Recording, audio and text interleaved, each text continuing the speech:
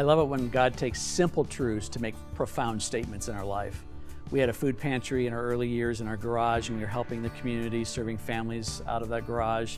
And we served a local pastor one evening who came in need, and we got to minister to them. And while they were there, we took them through our little food pantry, and they began to fill food boxes. And when they got to the condiment section, she took the mayonnaise, mustard, ketchup, but then she also took the second jar of mayonnaise, which was all the mayonnaise on the shelf. And we smiled and helped them out to the car, and came back, and Pam and I began to discuss the fact that this couple took both jars of mayonnaise.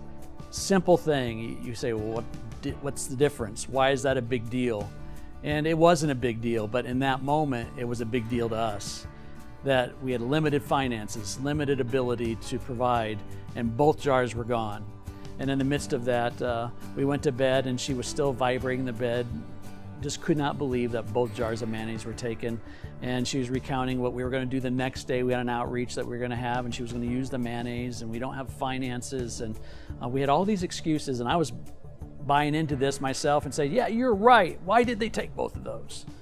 Well, we finally fell asleep, got up in the morning, got the kids off to school, and I got a knock on the front door, and it was a neighbor. He said, hey, I was at the store last night, and I just want to bless your food pantry. I appreciate what you guys are doing in the community. And I took the bags of grocery from him, I brought them into the kitchen and opened them up, and I just had to begin to chuckle because all this gentleman bought us was mayonnaise. See, God was watching. Even though our hearts weren't right, He had His attention to us and saying, even while you're complaining in your heart about what this family did, I had a man at a store meeting your need, and not just meeting your need, but giving you more than what you need, because He brought us bag after bag of mayonnaise. And it's a story for you to grab a hold of. God is watching.